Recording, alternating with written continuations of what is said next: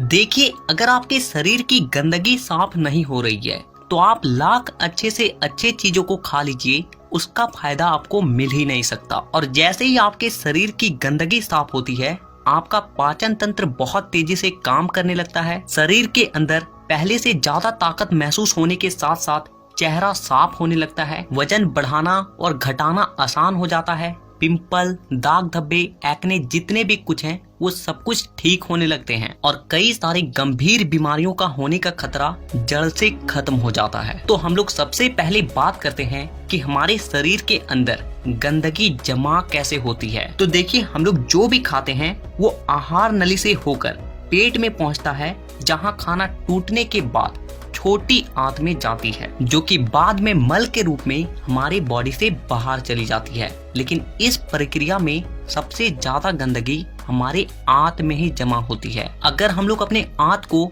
Zoom कर देखें तो वो कुछ इस तरह का दिखाई देता है, जिसमें उंगली की तरह दिखने वाली छोटी छोटी उभार होती है, जो कि एक फिल्टर की तरह काम करती है, क्योंकि इन उभार के अंदर नसें होती है जो कि हमारे शरीर के अलग अलग हिस्सों से जुड़ी होती है और इसी नस के जरिए खाने में मौजूद पोषक तत्वों को खींचकर खून में और हमारे शरीर के अलग अलग हिस्सों तक पहुंचाया जाता है। लेकिन जब हम लोग जाने अनजाने में गलत तरीके के खाने का इस्तेमाल करते हैं तो वो हमारे आंतों में चिपकने लगती है और धीरे धीरे दीवार पर एक मोटी परत बनाकर जमा हो जाती है, जिससे कि जब हमारी आंतें खाने में मौजूद पोषक तत्वों को खींचती है तो उसके साथ साथ गंदगी भी हमारे खून में मिल जाती है और फिर शरीर के अलग अलग हिस्सों में जाकर ये गंदगी जमा हो जाती है। जब ये गंदगी खून के जरिए हमारे लीवर तक पहुंचती है तो फैटी लीवर और जॉन्डिस जैसी बीमारियां होती है। जब ये किडनी में जमा होती है तो किडनी स्टोन और फेफड़े में जमा होने से अस्थमा, और जब खून के जरिए दिल तक पहुंचती है तो कोलेस्ट्रोल और हमारी नसों में ब्लॉकेज पैदा होती है। और जब ये गंदगी हमारी स्किन में पहुंचती है